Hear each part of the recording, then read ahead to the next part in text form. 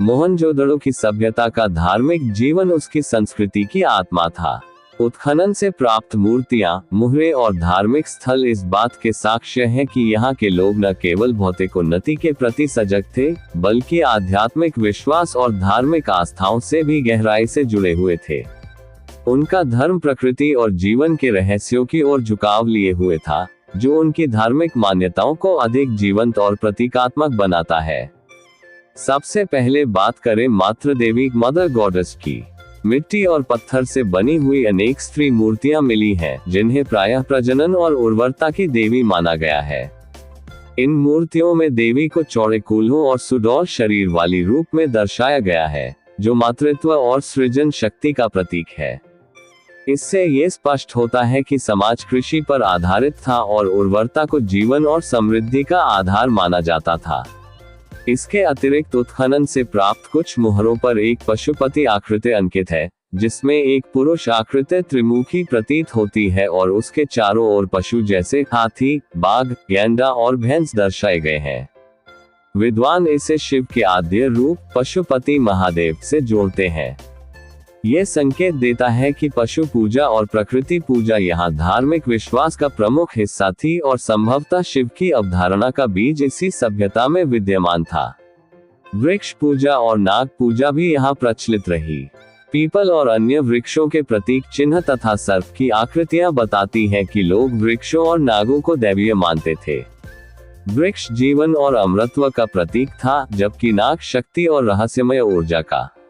यदि आपने यहाँ तक हमारा वीडियो सुना है तो इससे पता चलता है कि आप भी किसी न किसी सरकारी नौकरी की तैयारी कर रहे होंगे या फिर इतिहास की जानकारी में गहन रुचि रखते होंगे। हमारी कामना है कि आप जरूर सफल हो।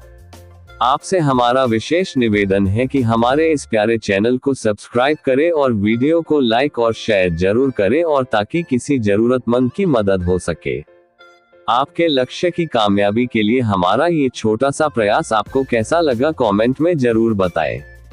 मोहनजोदड़ो की धार्मिक मान्यताएं केवल देवी देवताओं तक सीमित नहीं थी, बल्कि वे लिंग पूजा और योनि पूजा जैसे प्रतीकों के माध्यम से सृजन और प्रजनन की शक्ति का सम्मान करती थी। यह विश्वास इस सभ्यता की प्रकृति आधारित धार्मिक दृष्टि को और अधिक सशक्त बनाता है। महान स्नानागार ग्रेट बाथ को भी धार्मिक दृष्टि से महत्वपूर्ण माना जाता है।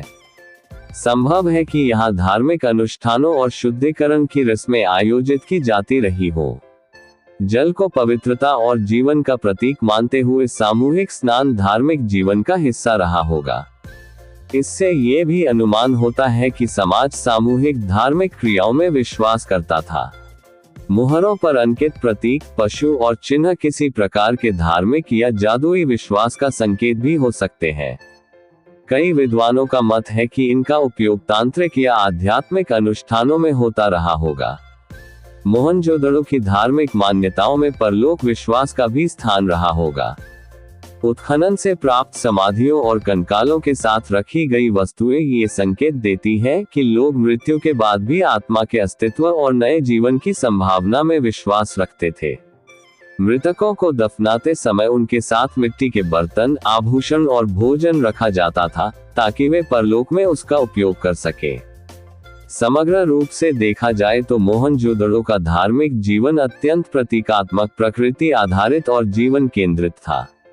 मातृ देवी, पशुपति, वृक्ष पूजा, नाग पूजा, जल पूजा और परलोक विश्वास, इन सब ने मिलकर एक ऐसे धार्मिक ढांचे की रचना की, जो न केवल उस समय के समाज को आध्यात्मिक बल प्रदान करता था, बल्कि आने वाले काल में भारतीय धार्मिक परंपराओं की नींव भी बना।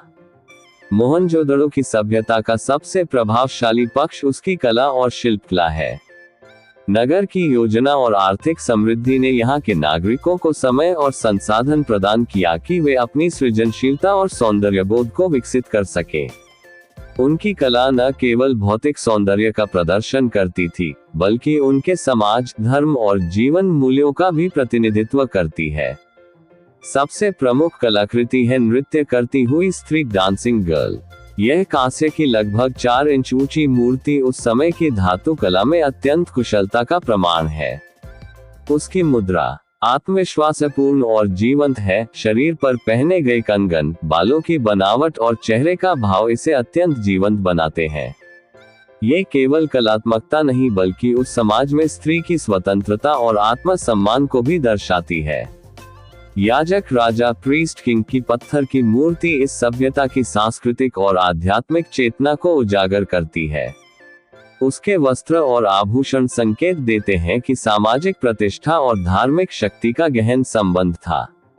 मोहनजोदड़ो की मिट्टी की मूर्तियां भी कला और सामाजिक जीवन का मिश्रण है।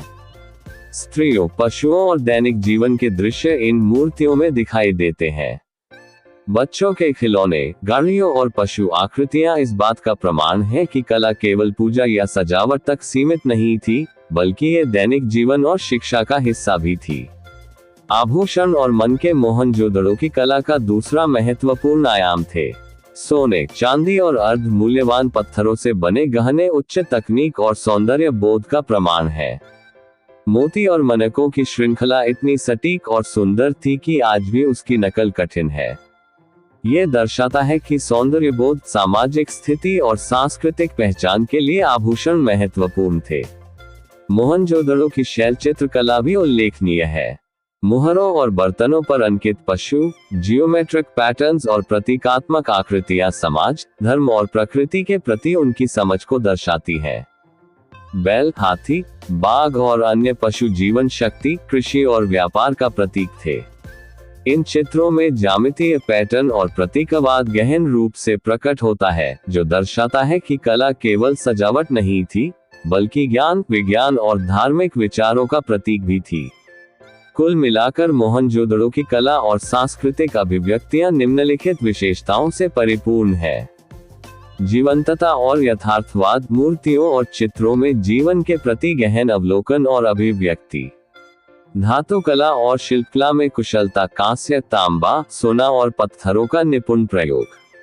धार्मिक और सांस्कृतिक प्रतीकवाद, देवी देवताओं, पशु और प्रकृति का कला में समावेश। सौंदर्यबोध और सामाजिक जीवन का मिश्रण, दैनिक जीवन, मनोरंजन और सामाजिक पहचान के माध्यम से कला की अभिव्यक्ति। मोहनजोदड़ो की कला और शिल्पकला ये स्पष्ट करती है कि इस सभ्यता ने न केवल भौतिक और आर्थिक उन्नति की, बल्कि सांस्कृतिक और आध्यात्मिक समृद्धि में भी गहन योगदान दिया। उनकी कला ने मानव इतिहास में स्थायी छाप छोड़ी और आने वाले समय के भारतीय और विश्व कलात्मक दृष्टिकोण के लिए प्रेरणा स्रोत बनी।